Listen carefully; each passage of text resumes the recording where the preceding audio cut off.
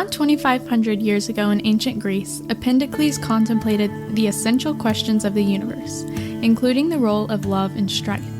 Empedocles is known as a pre-Socratic philosopher, although he was primarily a poet. In his surviving works, On Nature and Purifications, Empedocles posits that the cosmic powers of love and strife govern the four indestructible elements of the universe. Love unifies the elements with each other and draws like to like. Since then, philosophers, poets, and thinkers have contemplated what love is and how it impacts human existence and the function of the universe. From the Platonic dialogues to 20th century literature, thinkers have chronicled their thoughts on love. So why are philosophers so concerned with love? Is love that important that it commands centuries of attention from nearly every philosophical thinker? In many ways, love is what binds us together as humans and gives motivation to our lives. Today, we will explore love and its role in human life.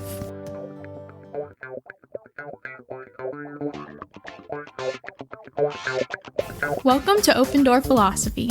I'm Taylor Jones, and along with me is Mr. Derek Parsons. Hello everyone. And Andrew Graziano. Howdy. And welcome to episode 62 on love. So how is everybody doing today? I'm never very exciting. I'm good. I don't know what else to say. It's so hot outside, and I had to walk outside to start recording this. Right as I got back into the AC, I started for the first time in my life empathizing with cats. How they just, kind of curl up on the side after they've been walking and just fall asleep in the middle of nowhere. So I get it, cats. I understand your world now. That's all you have to say? What about that fresh haircut? Yeah, this is a nice new... I don't even know when the last time I got a haircut was, but I finally rolled in and got the fresh cut in Mama Graziano's house, so that was good. And next time, maybe we'll be recording with video, so maybe everyone will be able to see. We'll all need haircuts, yes. Yeah, that'll be a big change, possibly. Maybe we should have been more Am I ready for this moment? I don't know. I did get a haircut last weekend. Very snazzy. Yeah, it's all right. It's a typical, middle-aged man haircut. Although maybe not, because I actually have hair. Yeah. So many dudes my age, shave their heads. Mm-hmm. Well, because they start balding, so, I think that just once their hairline starts receding, they figure just everything. Yeah, when I, so you guys don't know this, but back in, 2014? Oh, I know that. 2016? Oh, yeah. we know. I didn't shave my head, but I trimmed it down to, a quarter inch. And I finally grew it out. And I remember the first time we went to a barber, he said, "Man, at your age, if you got hair, you should grow it out." I think that was during my time if you were at Magnolia, I think that was my time when I was at Magnolia starting out. Yeah. And so you're 2019. 2015. Yeah, you would have been a wee freshman or something. And I'm pretty sure I remember you. You surely would have known the legend of Mr. Parsons. Yeah, I remember the shaved head. What was it? So awful. It was like a buzz, more of a buzz cut, right? Yeah. I just set the thing on a quarter inch and just went at it. I don't, looking back at those photos, I just don't know why I did that. I look like a potato, but anyway, a very handsome potato, naturally. Let's get on to how I am, speaking of me, because we don't want to talk about my hair all day long. Andrew, like you, it is hot as hell, and I don't mean that metaphorically. Yeah. In all my so many years in Houston, I have never known it to be this hot for this long a period of time. It's different. I mean, it's real. Yeah, It's different. So anyway, I mowed the lawn this morning. I started at 7:30. I'm sure my neighbors appreciated that. But being that it's summer and they're hopefully at work, hopefully I did not disturb their late morning slumber. But anyway, I'm good. I go back on contract Monday. And so this is really it. And we're recording in the afternoon today, which is a little different. And I feel, I'm usually drinking coffee, but now I feel like we should have wine and cheese or something. Yeah. A charcuterie board or, an aperitif for dinner, before dinner. Yeah. Of course, I'm old, so I eat dinner at 5 p.m. There's my weekly old joke about myself. Taylor, how are you? I'm good. Also, I mean, that makes sense if your day starts at 6 a.m., that you'd be ready for dinner at 5. Okay, for on the reels, is that a way to say it? During school, my alarm clock goes off at 4:45 a.m. Yeah, I bet. So I woke yeah. up at 6:30 when I was supposed to leave the house. Yeah. I mean, and that's early for any... I mean, it's early. Yeah. Yeah, but by the time I get home at like 5 p.m., yeah, I'm ready for dinner. Anyway, That's fair. enough of that. Well, I'm good. I'm on my last month of summer, which compared to last week, that doesn't sound like that long. But I've been home for 2 months now, I guess, just trying to find things to do. And I'm still grandma hobbying it up, lots of crocheting. My sister said that she wanted a crochet bag, so that's what I've been doing this week, is crocheting her bag. Let's go ask her what your project was. That's about it. And I've been dog sitting, so super thrilling things going on here. I love that tax-free income. Mm-hmm. Yeah. Need to report every penny. Or for all my Better Call Saul fans, you have to get a burner phone. A burner phone for dog sitting. Yeah. What's the world come to? Oh, man. Okay, well, before we get going on this episode on love, which is going to be great, hey, I figured it's been a while since we've checked in at the book corner, so let's do that. All right, guys, it's been a long, hot, sweltering summer. Too hot to even read outside. But anyway, how about you guys? What's been on your reading list the last couple weeks? Okay. I just started the 3rd book in the trilogy I've been reading for a long time because I was so busy at school. But I just started the 3rd book called Ruin and Rising. And it's the conclusion to this kind of fantasy epic that's inspired by Russia and like Russian culture instead of European. So it's kind of a cool twist on YA fantasy. Cool. All right, Andrew. How That's about wild. you? That sounds cool. It's no Sir Thomas More's Utopia. Yeah. Oh, gosh. I should read that again, actually. I was thinking of that last week. Books. Yeah. So I've been having a pretty exciting summer in terms of reading. So first off, as always, we have to revisit the classical shelf. So my goal now is I'm going to try to read 15 minutes of Aristotle and 15 minutes of Plato a day. I don't care if Like I read in Greek and anything Latin? else. Or not Latin, but Well, Greek? yeah. So depending on the material. So Plato will be a lot easier for that. Aristotle, I'm sticking to my nice and dandy Robin Waterfield translation. So we're going through the rhetoric right now for Aristotle, which is a fantastic... Robin Waterfield and Harvey Eunice's translation are great with that book. Really readable. And Plato, since we were going to be discussing a little bit of the Symposium today, cracked that one open and have been going through that. So that's been a blast. Plato is hilarious. That's what people mostly think of first when they think of Plato.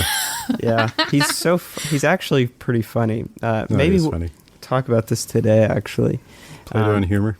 Yeah, yeah, and the Symposium too. What else? Oh, and then I'm very interested in history, so I've been trying to read something about Russian history, but it's been super boring. Taylor's book sounds much cooler than mine. So, have y'all seen this Napoleon trailer that's came out? No. No? Really?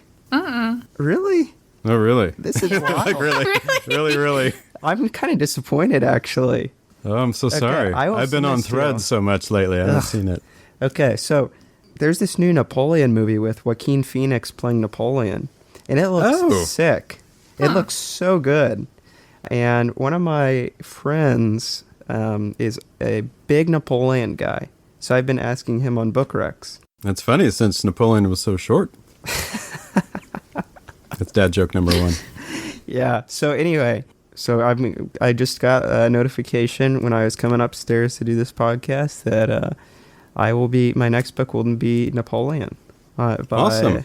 Yeah, I'm By so who? pumped. There's a few of them out there. Let me see. I think it's by Robert Adams, but let me double check for our fans. Yep, Andrew Roberts. By Andrew Roberts. Napoleon, A Life. Sounds cool. Wow. Yeah. What about y'all?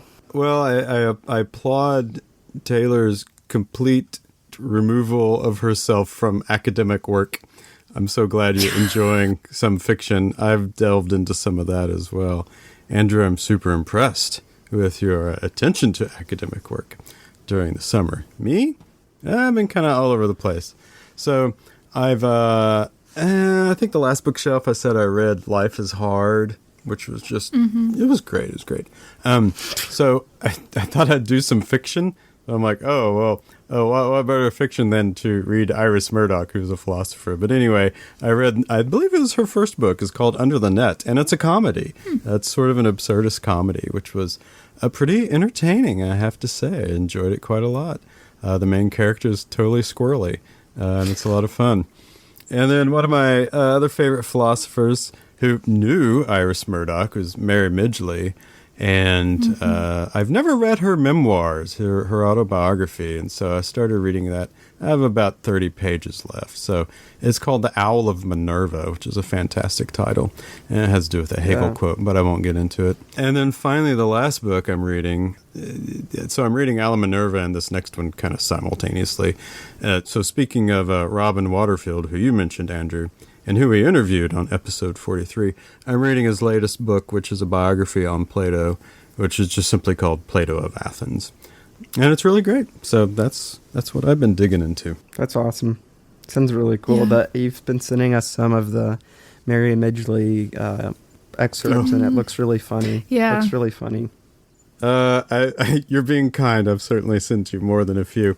No, Mary Midgley cracks me up. She's so fun to read, and so sassy. She's just a sassy British lady, and she's really funny.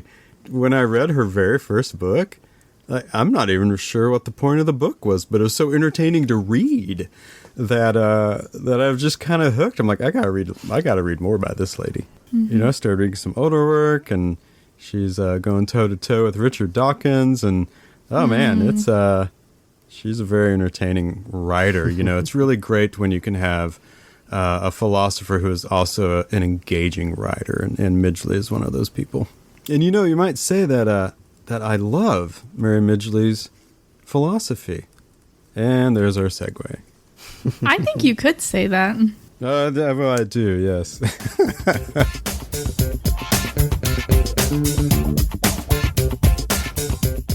All right, everybody. This is our first of 2 episodes on the topic of love. The second episode deals very specifically with someone's paper. We'll talk about that in a minute.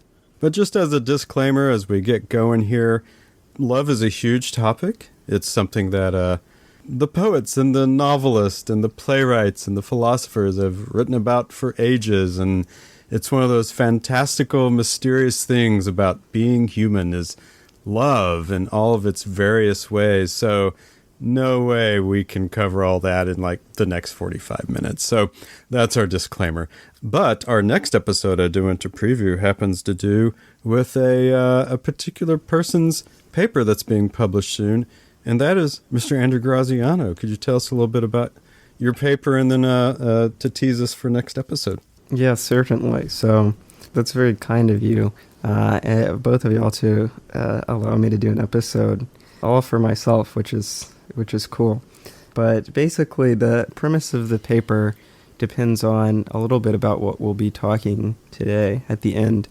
Love is a driver for motivation. Primarily, the idea builds upon something that we'll see stemming from all the way back to Plato. But Plato's not in the paper. It's the idea Plato gives is that love can provide something of meaning in your life, or at least a driver. So this idea has been kind of kicked around the corner a little bit and recently picked back up by some philosophers that we'll talk about today. And basically, I make a very controversial but kind of a very Platonist point that if you love something, no matter if that's philosophy or a partner or a car or an activity or whatever, that is an object that is necessarily something, one, that you can love, and that it is a object worthy of love, which are actually 2 surprisingly controversial opinions that I hold. So I'm really excited to talk about it more next week, and thank both of. I appreciate it having the ability to discuss it more. Oh, don't thank us yet. We're gonna grill you, man. I expect it. Good. We're gonna destroy. Good. I'm just teasing. No, I love it. No, it's an absolute thrill, and congratulations on Thank that. you. It's very exciting. Yeah. Thank you. Very exciting. Well, this episode, another disclaimer, will be mostly Western philosophically oriented. I can't say that I know much about love in the East, as little as I've studied it, but I've studied some. Boy. Anyway, I'm just heading down another rabbit trail with that. I wanna dig into that. But anyway, I just wanna tell you guys something. And I love you. I love you guys. Aw, I love you guys. That's very sweet. I do. You know what else I love? Pizza. Pizza. What? I do. And I also have great love for my favorite English football team, who's actually Welsh, and that's Swansea City AFC. I love them so much. And of course, I love my wife very much as well. In fact, I would say I love her the most. But good. Yeah, good, right? Let's hope I don't like the football team more than my wife. Definitely not. To the detriment of many marriages, I'm sure. Although it's probably American football. Anyway. Yeah. So we're doing an episode on love. Everyone experiences love in different ways. It makes a very easy thing to go into as far as an entry topic for philosophy. It's probably right up there with death. What are the 2 or 3 or 4 big things we experience when we're young growing up? Well, the first time we fall in love, the first time we realize we love something, like our teddy bear or something. Of course, death, obviously, that plagues everyone about at age 5 or 6. So anyway, hey, so good. Love. So lots of questions about love. What are some questions you guys can think of that people just typically ask about love? One that comes to mind is asking, why do you love something? What's the cause or reason? Mm-hmm. Oh, that's a good one. Yeah. I think something is, do you really love something, or do you just really like it? Mm-hmm. Yeah, where's the dividing line between that? Yeah. Which is really important too. And Oh, that's another one. Sorry, my mind is just so excited to talk about this. So I'm jumping all over the place. But I think there's another one too in there that's very closely connected.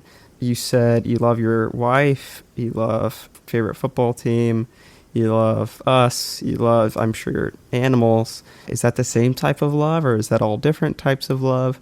And if they're the same, what the heck does that mean? Is love in degrees? Mm-hmm. Yeah, great questions. Do we have any control over who we love? Is there some agency in who we love? Or if we're talking about romantic love anyway, and how it's portrayed in a lot of movies and books, does it just smack you upside the head and you have no choice in it? You've fallen in love with that person. And that leads to questions about is love rational? I mean, I think Taylor is the one who said why do I love this particular, if we go down that road, why do I love this person? Well, now we're starting to talk about a checklist, and we're coming up with traits and other things as to why we love this person, and if we can apply it to another person, those same traits, would we, if that person had those traits, would we love that person? So anyway, that's kind of what I think of. Yeah, that last question's, it's a tiny bit off topic, but is love rational? So we're going to talk about 6 people today. We're going to talk about Plato, Aristotle, Aquinas and Nozick, and Frankfurt and Wolff. And I would be willing to almost bet that at least 4 out of the 6 does not think love is rational. Yeah. Which is crazy. Well, that gets us to our first topic. So the first thing we're going to do is talk about different types of love.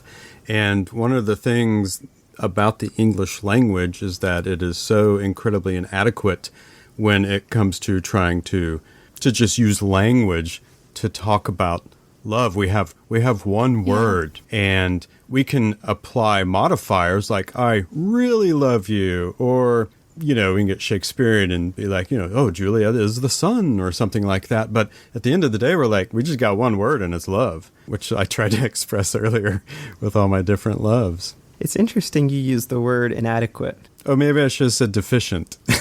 Or deficient too. I mean, I think so. The idea there is that because love is such a difficult, or maybe not difficult, in English is such a word that we kind of are forced to blanket with a bunch of different things. It doesn't fulfill what the true meaning of love is. Is that right? Mm-hmm. You would think that with as many words as we have in the English language that mean almost the same thing, how many words we have synonym on synonym on synonym for, that we would have more than one word for something like love, when so many other languages have 4 or 5, but we just took one. Oh, I'm a fan of it. Is that controversial? What? Yeah. No. I'd love to hear why. I'm intrigued. Well, I mean, it does definitely leave room for some interpretation, which can be very beneficial. Well, I see both of y'all's point, and I think it's a really great point, actually. Where I would push back is I think that love is a very special thing, and it's very rare. And I think we're going to see that, and I think all of you would agree with that. And so it is kind of special that we have one word that we oftentimes use in a really bad way, I think. Like, oh, yeah, I love this crappy Barbie movie. Yeah, exactly.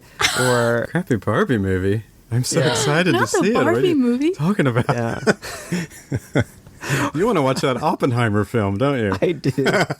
They both look so good. No, they both look really good. Yeah, they do. They both look good.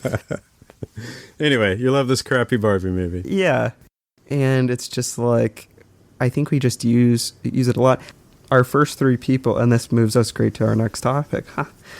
So the Greeks, on the other hand, had a bunch of different ways of saying love. Like Taylor said, we wrote down 3 of them. A bunch of different philosophers couldn't agree what the best form of love was. They would argue about it. And I think it's just, it's nice. We can just use a nice little modifier in front of our word instead of having to memorize a bunch of different declensions and a bunch of different ways of saying love.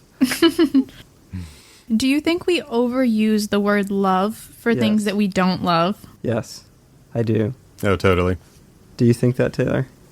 Oh, most certainly. Yeah. But do you think that would be any better if we had multiple words for love, or people should just use the other words for a strong liking that we already have? That's a great point. Yeah, that's a great point.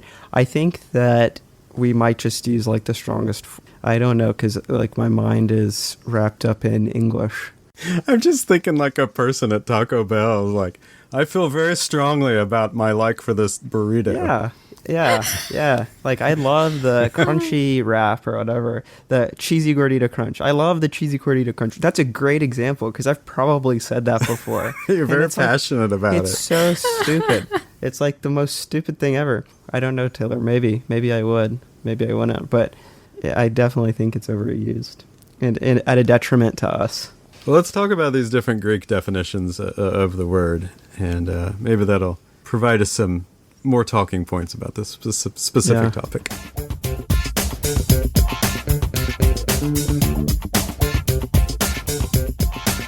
So the first Greek word that we're going to talk about for love is the word eros.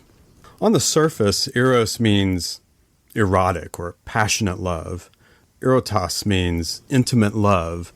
But that's not really how the Greeks necessarily used it. Today we associate it with eroticism. I like to think of it more in terms of just something that you're very passionate about. One of the things that the Greeks were really concerned about was it was very dangerous for them to lose control of themselves, to lose control of their rational self and give into, especially in the Platonic idea, their urges or their emotions. And so eros was a word they used for love, but it was I don't want to say it was like a warning or a bad word or anything, but it's like, this is the one you need to keep an eye on because eros is passion. And so if I translate that today to my earlier example, I have eros for the Swansea City AFC team. I'm very passionate about them. I certainly don't want to be erotic with them. That's funny. Yeah, that would be good. So anyway, that's Eros, and you could probably think of things in your life that you are very passionate about, and you can obviously see why this works out in terms of sexuality or sexual desire. Obviously, a person is probably quite passionate about that as well, but it doesn't have to be exclusive to that. Let me say two things real quick. Yeah, please. So, yeah, I think you did a great job with that.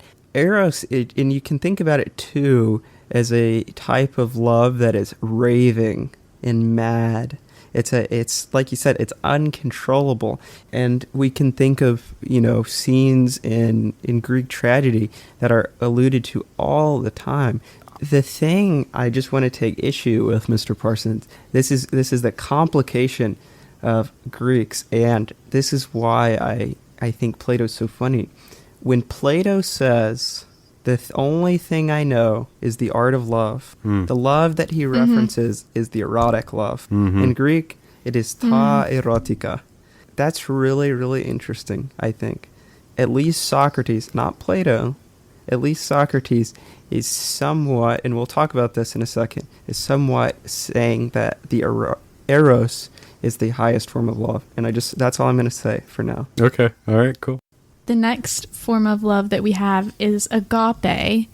And at least for me, if you grew up in the Christian church, you may be familiar with the term agape because it's referenced or used in reference to the relationship between man and the love of God.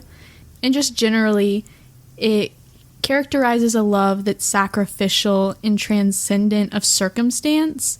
And in Christianity, it's known as the highest form of love that God gives to us in the sacrifice of Christ.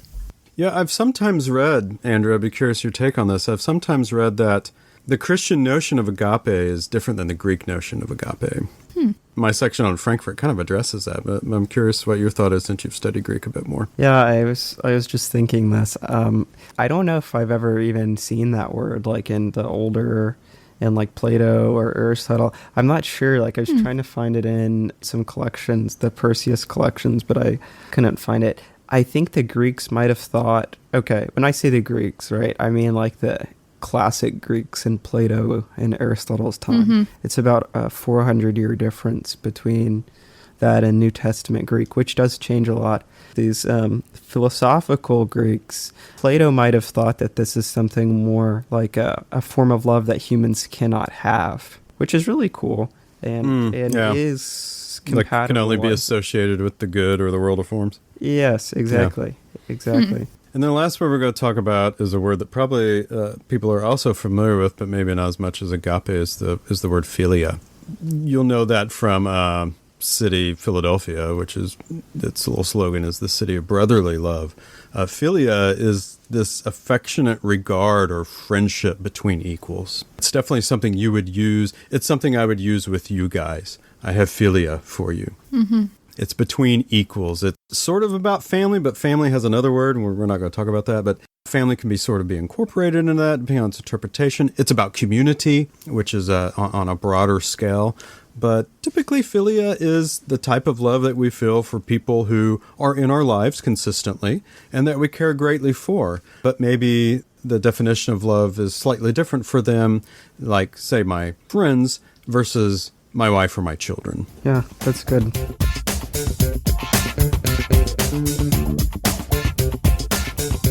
So a lot of philosophers have had lots to say about love over the centuries. We've chosen 6 from really 3 different eras in philosophy, the ancient, the medieval, and the contemporary. So we're going to go over those overviews of kind of the history of what those philosophers thought on different forms of love. And we're going to start with ancient Greece. And we're going to start with Plato because, all of philosophy is but a footnote. Plato. Of course. We can't forget our favorite guy here. Yeah. So one of Plato's biggest works involving love is the Symposium, which may come at no surprise if you're familiar with it, where a bunch of philosophers get together to debate the meaning of love by giving speeches and going around and just contesting what their perspectives on love is. And from what I found, the conclusion that Plato comes to is that the highest love is the philosopher's love of the truth, which is contained in the forms. And this distinguishes the philosopher from the common man, because the philosopher pursues only truth rather than some worldly passion. And then from here we have the coining of Platonic love, or a love that unites souls by uniting them with the truth. Like Andrew mentioned before, there's the term ta erotica, which is translated to the art of love, and Plato says, "The only thing I say I know is the art of love." From the Stanford Encyclopedia, they translated this as eros, to love, combined with the verb eroton, to ask questions, and this is tied to conversation or speech making, which then is related to wisdom, or the hunger for wisdom, and philosophy. In the Symposium, one thing that I find personally very, very interesting is Socrates' conversation with Diotima, who she's the only woman included in the Symposium, and it's contested whether she actually existed or not, but it's important that she was included at all, and she has this idea of the ladder of love that puts 6 forms of love in a hierarchy, and the bottom is desire and lust as the least important or least gratifying almost forms of love, and appreciation of the form of beauty is at the top. So from the bottom we have love of one individual body, then love of beautiful bodies, then love of the beauty a soul can have, then above that is love of beautiful public institutions, and then the love for knowledge in general. Finally, at the top, we have the love for beauty itself. And as you go up the ladder, it gets more abstract and less concrete and tied to a physical representation of anything. You know, in some other universe, I'm probably a Platonist. And I become a Platonist just about every time I read anything by Plato. Mm-hmm. I think this is beautiful. Plato's explanation. I knew you would say this. I knew you would say this. I think Plato's explanation of what love is in the Symposium is just beautiful.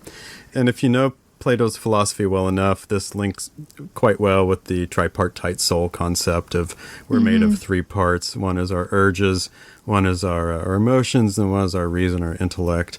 And this ladder of love with Plato, who so often references these hierarchies, which all extend towards the good. Mm-hmm. You know, we begin, like you said, Taylor, with love for an individual body, right? We're seeing another body, and we're hot for it. Mm-hmm. And that's those urges, right? And then we feel emotion once we get to know that person a little better. Mm-hmm. We see their soul, and we become emotionally attached to them. And then that top, that reason or the intellect, we ascend towards the love of beauty itself, which of course is just a subset of the good. Mm-hmm. I won't go on any longer, but every year I teach it, I just fall in love with Plato all over again. Yeah. Let me just say 2 things. I don't want to rain on the parade. Oh, that's okay. But I get it. Like, it's very, very beautiful, which is probably the point. I'm not saying it's necessarily right, but God, No, I get it. I think it's great. But I do want to raise a little bit of skepticism to this. And not in the way of raising an idea, but this is not necessarily Plato's idea. This is Socrates' introduced idea. The reason I say that is if we look at the very beginning of the Symposium, Socrates, first off, I would love to do an episode on this because this is probably the best written dialogue out of any. It's fun, it's beautiful, it's great. Socrates is not the teller, it's retold, first of all. Second of all, when we meet up with Socrates is going around like an idiot at the beginning of this. He's going like an idiot. So listen, they're going to a party. So this random guy who's retelling this story finds Socrates, meets up with him. Socrates agrees to invite him to this really famous party. This guy starts walking with Socrates, and Socrates, he's so enraptured in his own thoughts that he just will stop and stare and wander off. He looks like a fool. And so the narrator, by the time he just gets fed up with Socrates, he goes to the party, and Socrates shows up 45 minutes later. And everyone at the party makes fun of him because he looks like an idiot. So when Socrates says, the only thing that I know is the art of loving, it's like, yeah, Socrates, you're in love with your ideas. Great. Look at how you are. And that's before the wine. Yep. We should do an episode on that. It's such a great dialogue. I mean, it's the best one. The amount of episodes we can create is infinite, so put it on the list. All right, well, there's Plato's overview. His great student, Aristotle, of course, had something to say about it as well. So, Taylor? Yeah. So next we have Aristotle, like Mr. Parsons said, and the idea of philia. And in the ethics, we see motivation emerge here. We have love as a path to virtue. And if you know anything about Aristotle, you know that he is all about virtue and humans achieving virtue through self-betterment. What I found on ethics is that Aristotle talks a lot about friendship here, which is interesting because Plato also talks about a non-romantic love. So we're seeing love here kind of separated from our romantic conception, which I think is interesting, coming from the American culture where we mostly perceive love as romantic. But he characterizes 3 different types of friendship. One, friendship based on utility or mutual benefit. So think of a study partner. You study so you can both get something out of it. And then you have friendship based on pleasure, where 2 people are drawn to each other's wit. So this is a funny friend, an acquaintance, like a school friend that you're not super close with. And then you have friendship based on goodness, where 2 people admire the good in each other and help each other strive for goodness. And only friendship based on goodness is long-lasting because it deals with the essential nature of friendship. That 2 people need to help each other become good or better in a relationship.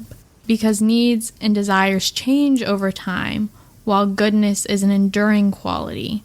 So that means that friendship based on goodness endures, and it also encompasses the other 2, where you have your needs met and you derive pleasure from a relationship.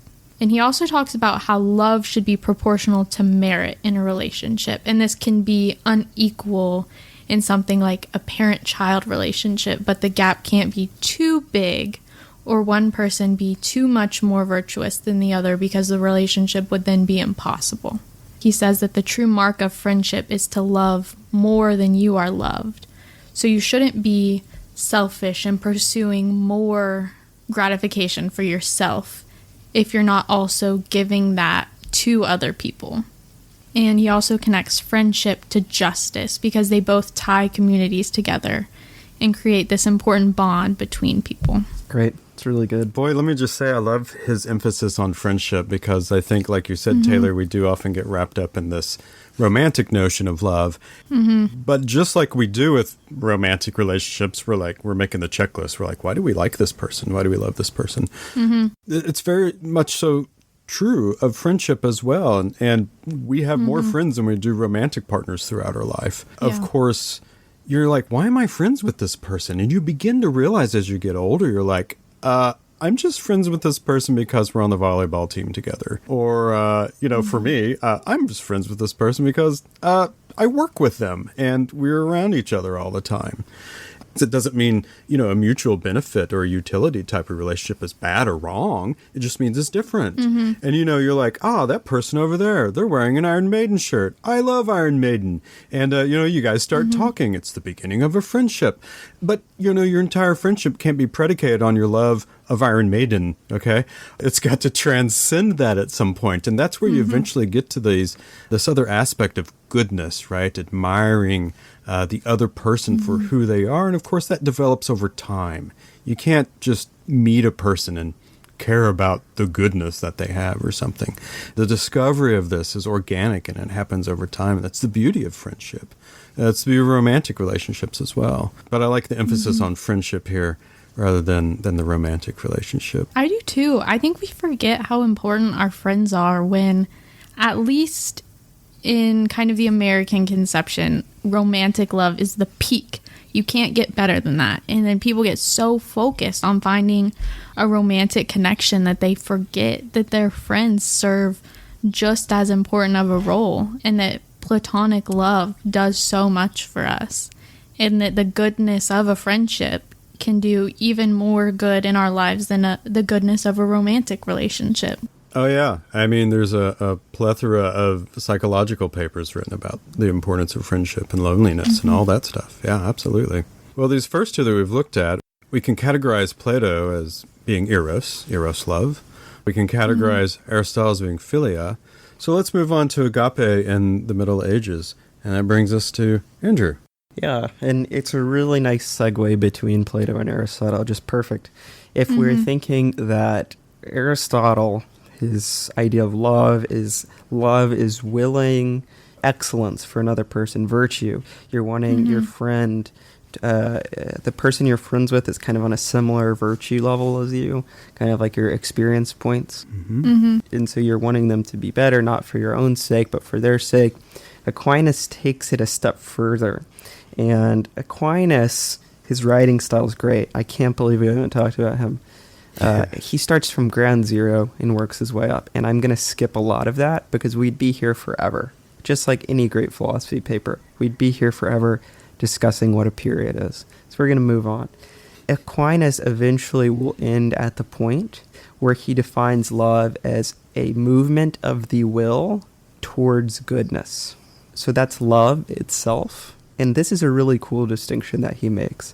A difference between love and loving. Loving is willing the good of the other as other. That's a really great translation of Aquinas. Willing the good of the other as other, not for your own sake, but for their sake. And there's a very similar connection between Aristotle and Aquinas, where, Taylor, you said, I believe, that for Aristotle, you will want your friend or whatever to, what did you say, be as virtuous as they can without you, or be more virtuous than you, or something? Something like that. She's like, I don't know what I said. That you love your friend more than the love that you receive, and you want them to be virtuous. Exactly. So in the same sense, a really good love will be loving and willing them more goodness than they could ever give back to you. The perfect, ding, ding, ding, ding, ding example for Aquinas is who? Who do you think? It's Jesus I'm going Christ. with God or Jesus. Yeah, it's Jesus and God. And God shows us what love is through his son, Jesus, who loved in a way that could not, for a Christian, be reciprocated. And it's really interesting, too. Aquinas incorporates some Plato in there. I don't know if he even intended to, because I don't know if they even were reading Plato. I don't know. But God for Plato, one of God's aspects is just love. God is the form of love. So whenever we're engaged in love, we're engaged kind of with God. It's not, and I think this is different than Aristotle, and it's not different than Aristotle. It might be different than for Plato and for our American conception, Western conception, 20th century, 21st century. Love is not a feeling, and this is a major difference. Love is not a feeling, it's not an emotion, it's an act of the will. We have to choose every day to seek the good of another person. And so loving is an act of the will. He does differentiate between two types of love. There's kind of a selfish love where you desire to possess someone. Maybe this is like an objectification of someone. And then there's another kind of better love, which is a love of friendship, kind of too, that involves some kind of aspect of God, the good. That friendship, the best friendships, the ones that include love, are oriented around the good. And that kind of friendship, it's selfless, just like we were talking about. Love of friendship, similarly for Aquinas, is the highest form of good. It's something that we need to strive for. But it's also a recognition with another person that the relationship needs to be oriented around the good, not for our own self-interest. I'm not friends with Mr. Parsons because he can give me some cool education tips, or he can, loan me some cool books. No, it's because I have a desire to see him flourish. And so that's, I think, a really Aristotelian component. It's like a beef Wellington. It's wrapped up, sewed together, stuck in the oven, give it a little spice. It's great. I love a good beef Wellington. I've never had one, but they look amazing. Oh, man. I don't even know what that is, if I'm being honest. It's well known for the Gordon Ramsay, every episode of Kitchen, whatever, Hell's Kitchen, right? I love British food. Love a good meat pie. Ugh. Yeah. What? Anyway, yeah, I love how Aquinas takes Aristotle and tries to harmonize Aristotle's ideas with late medieval Christianity. And I also love how, in a way, really, it reaches all the way back to Plato with this conception of the good, God. And please don't get onto me here. God could very easily be the good in this type of conception of that. The good is love, and so if God is love, then God is the good. Mm-hmm. Yep. You're kind of just swapping words around there, but in a way, with Plato's hierarchies, obviously who's going to be at the top? Well, it's going to be God, because God is love. God doesn't do actions of love. God just is. And that's like what the conception of the good is. It's just good. It's just like God. I mean, he's also omnibenevolent, so good. Yeah. I'm just riffing, but that's what comes to mind. Yeah.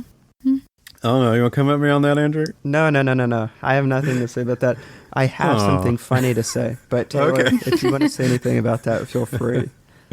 I don't have anything to add. I agree with Mr. Parsons on that. If anyone's curious, Aquinas is fun, but he kind of Aquinas reads like a cookbook. You know what I mean? You're not going to go through a cookbook probably and look through.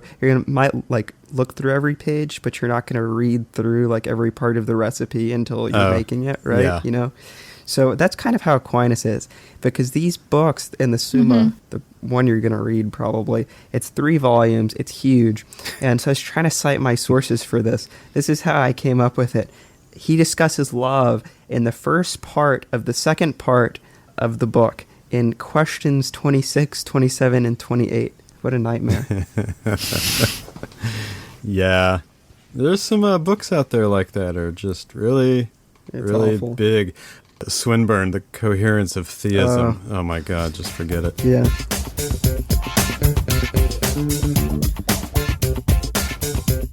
Let's hop from the late medieval period and talk about some more contemporary philosophers. So, Andrew, you're going to tell us about Robert Nozick.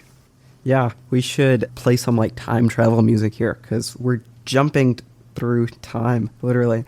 We are in the 20th century now, which is a super big jump. And part of that, and this is important, is meaning and love. It's important to people. I think that the Enlightenment kind of pushed it into this romantic category, and it's not been that important of a focus. But it was important for some people in the early analytic tradition and in the continental tradition too.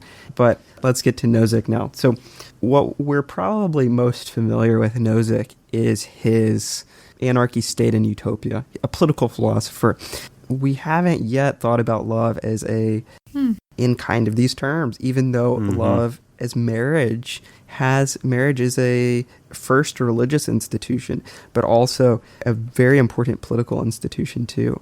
And so Nozick, I don't know if he's necessarily definitely informed by this political thinking about marriage and love. And so Nozick, he writes this essay called Love's Bond, which pretty much gives you the kicker in the title. Nozick defines love as a kind of union between two people. And the union idea is that two lovers become lovers. Love exists in the relationship when their well-being becomes intertwined. And so there's no kind of distinction between two people who might just be first dating. There's not going to be a kind of thing where on the first date, the guy tells the girl that he loves her and it's really awkward. No, that's not it for Nozick. It's not a kind of liking. It's a kind of being attached. It's not an attraction either. It's an attachment, not in the clingy sense. It's a time love exists in a relationship when two lovers become one, where they see themselves not as an I, but as a we. So what's going to happen here? It kind of happens in stages. So the first stage that Nozick goes through in a couple's relationship where love will exist is that these lovers will start to affirm each other's worth and their value. And so that's going to be a mutual recognition. Say they're going to go to dinner, then they're going to want to start spending more time. They really like spending time with each other. And eventually they're going to say, Taylor, you mentioned this earlier. You said romantic love is placed as a premium, but friends are important. For Nozick, love, like your partner, is going to be that number one friend, the most important person, the one you're going to want to spend all your time with. And that's going to be in the first stage. Once they're the most important person in your life, we ship that to the second stage. This union, love is starting to blossom here. The second stage is where we start seeing this union occur. This is really more political and economic. These two people will start pooling their resources. They're going to start making decisions together in the sense that they're going to see themselves economically as a we, and they're going to have a shared identity, maybe the same last name. They're going to start co-owning cars. They're going to start signing leases together, right? And so that puts them on a single path, a unit together, in almost a destiny. They're going to have, their future is going to be together. Mm-hmm. That's not a stage, I think, Mr. Parsons, unless something's happened in the last 6 months, Taylor, Mr. Parsons, I think you're the only person who's really had this kind of union to the extent that Nozick is talking about. Right. Mm-hmm. And so I'm really curious what your thoughts on this are, because I think it is interesting. Let me say one more thing before I get your opinion, because it's important. Nozick thinks that this is a very, very difficult thing to do. And here I agree with him. But the fact that two people become one, this union is established, both in terms of personal and with their resources, it's going to be something that gives that package much more happiness and much more fulfillment and much more completeness than they could achieve by themselves. That's interesting. Let me ask you a clarifying question. Does Nozick just speak about this in terms of romantic partners? Yeah, that's okay. Interesting. I think so, yeah. In this essay. Mm-hmm. Yeah, this particular essay. Yeah, let me tell you, there's nothing more romantic than having a car title together. Or a shared bank account, right? Or a shared bank account. Oh my gosh, beautiful. I mean, when you both have the same credit card, wow. But no, this is great. This is union, right? I so many of these topics that we talk about, I've never entirely just sat down and totally worked out my complete philosophical view of this topic. And, so one minute I'm like, yeah, Plato makes perfect sense. It's beautiful. The next minute I'm like, Nozick, yeah, let's share a car title together. So I guess what I want to say at this very moment about it is, I think he's right. And for this particular type of relationship, this particular type of loving relationship, I suppose the three of us could own a car title together, but that'd be weird. And so I do think, gosh, I think about more and more, I don't know if it's I'm getting older or whatever, but I think about more and more about the delicacies and the risk-taking that a romantic relationship is. Because not only just things like property, like money and cars, but when you start forming a family. Yeah, exactly. Nozick discusses this. Yeah, when you start, even if you don't have children, your life shared with that other person becomes your life. The I does disappear and it becomes we. And this is why things like if there's a tragic death of one of people in the couple, that other person just completely destroyed. And the reason for that is they share that life together. This house that I live in with Kirsten is not my house. It's not her house. It's our house. And it represents an entire universe that can only exist if she and I share it together as one. And so when I think of people who are dating, they've been together with this person for a long time, they've met this person's family, they've gotten to know the family, as these relationships, and you get engaged and everything becomes more connected because you've been together for a year or two or three, and then if for some reason that falls apart, it's dramatic. Yep. Because there's so much on the line. And I say risky not because you want to play fast and loose with it, like that type of risk. But the vulnerability of it, it just crushes me when I think of something like that falling apart for a person. So whatever that has to do with Nozick, that's my thoughts on it. No, I love it. Ha, get it? Yeah. I think it's super interesting. Definitely a different take than we've heard so far, but it's really interesting. And Taylor, what do you think about this? Do you have any thoughts? Yeah, I think that there's a way for both Plato to be correct, for sure, in a way, and Nozick to also be correct in different types of love. And that's not something that we like to think about, is how much of a risk that we take when we love somebody romantically and your life starts to become their life, and you have the same friends and you live in the same place and you have so many shared things that if it doesn't work, you stand to also lose not only that person, but a lot of the things that you built together can no longer exist just for you. If you have all the same friends, it's weird if it's no longer the couple together. You start to kind of split friends naturally, and things just fall apart completely. You lose almost your whole life, or you can. And I think that's such an interesting way to think about love, as like starting to form a domestic bond, which is so risky. Well, you saying that, Taylor, just the word finally popped in my head. What we're talking about here is the dissolving of identity. Exactly. Right? That's why it's such a big deal. Mm-hmm. It's not just because who gets the cat, it's your identity. And when your identity disappears, well, then you disappear. Well, that's hard. It's hard because now you're rebuilding. Yeah. Mm-hmm.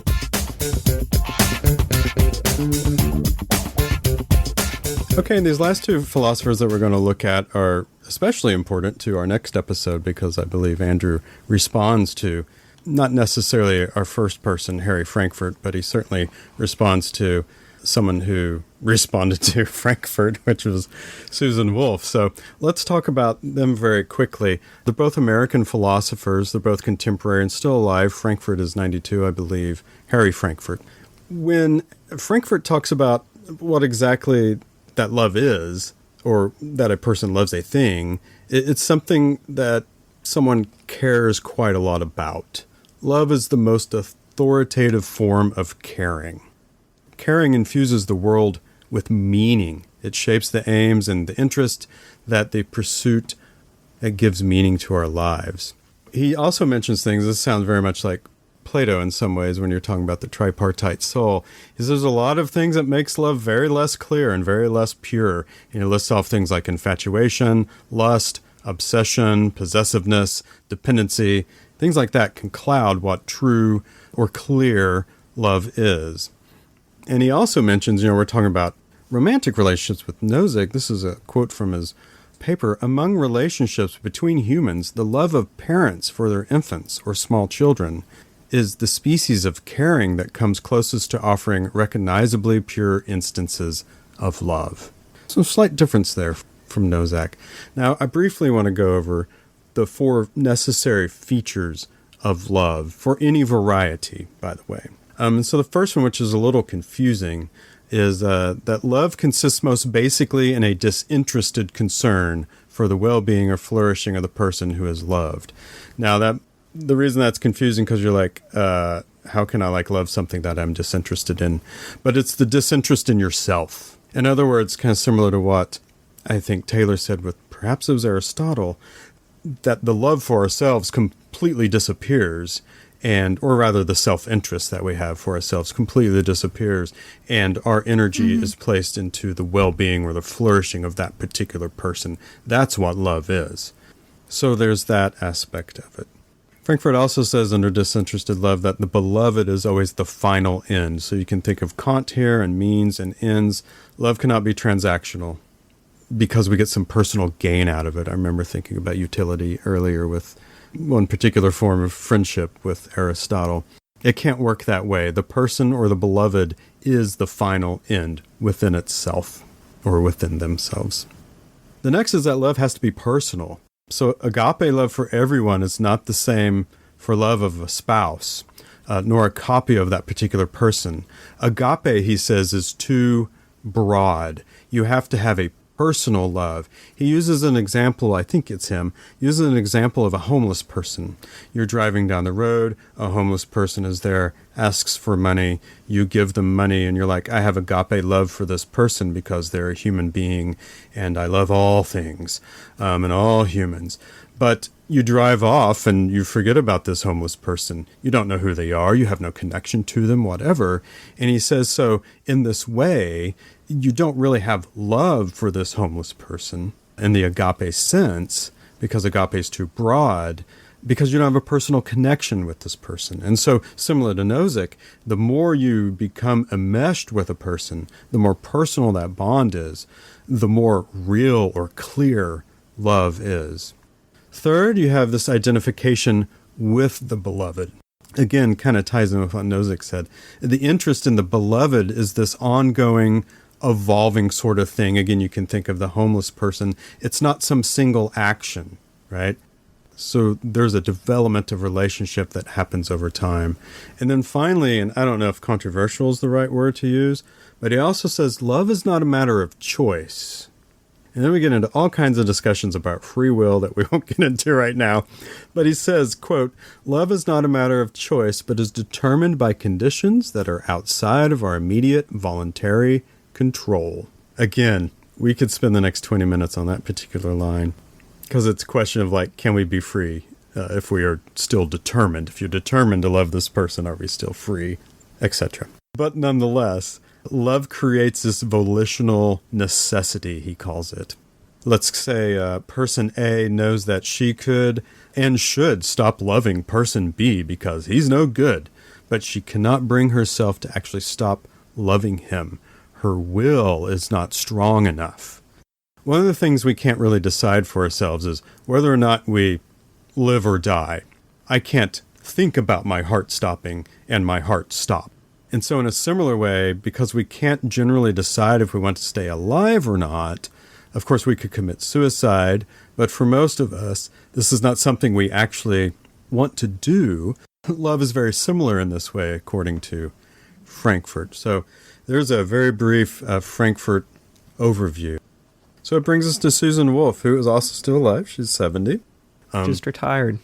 Just retired. Okay, very good. American philosopher. She takes Frankfurt's works and acknowledges him and builds on it, on this idea of love. So she says love is not a feeling, but rather a way of life. I really like that idea. She defines love as, quote, a deep and abiding commitment to the well-being of another person. And we see that in Frankfurt's work. We see that in Aristotle's work. This commitment is based on a deep understanding and appreciation of the other person, and is motivated by the desire to make the other person happy. So in this way, love can't be selfish. Again, very similar to Frankfurt. Nor can it be about what we can get from that other person, but rather what we can give to them. It means the best for others, even if it means sacrificing one's own happiness. She has this quote where she talks about this, even if it means sacrificing one's own happiness. Quote, when I visit my brother in the hospital, or help my friend move, or stay up all night sewing my daughter a Halloween costume, I act neither for egoistic reasons nor for moral ones. I do not believe that it is better for me that I spend a depressing hour in a drab, cramped room seeing my brother irritable and in pain, that I risk back injury trying to get my friend's sofa safely down 2 flights of stairs, or that I forego hours of much-wanted sleep to make sure that the wings will stand out at a good angle from the butterfly costume my daughter wants to wear. I act neither out of self-interest nor out of duty or any other sort of impersonal or impartial reason. Rather, I act out of love. Beautiful. It is. Mm-hmm. I think she differentiates here from Frankfurt on this last point, that love is not something that happens to us. It is something that we choose. And we choose to love someone because we believe that they are worth loving. We choose to commit to them and make them a part of our lives. So you can see lots of crossovers with lots of other philosophers we talked about recently. But that's Susan Wolf's, and I believe your paper responds to this in a way, Andrew. Yep. I'm excited to talk more about it next week, but I think Susan Wolf that last passage about willing to sew your daughter's Halloween costume after you've had a long day at work or whatever, I think that's really beautiful. It is. And I think it's really true too, which makes it even better. I think there's a lot of great stuff in Susan Wolf. She's really a great, very accomplished American philosopher.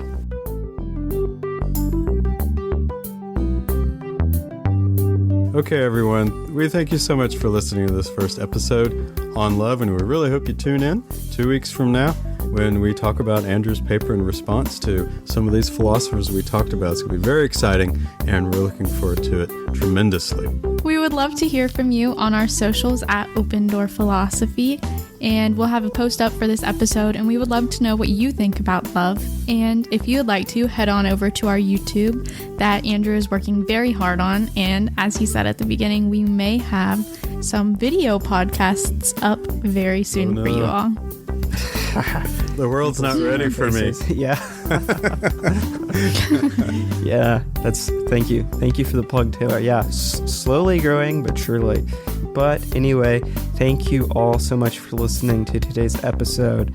And thank you as well to Kevin MacLeod for the use of his free music in the intro and outro. We love it. Anyways, thank you once again. And remember, when your life is in need of some philosophy, the door is always open. Thank you. Love you. Bye. Okay. Yay. That was a good one.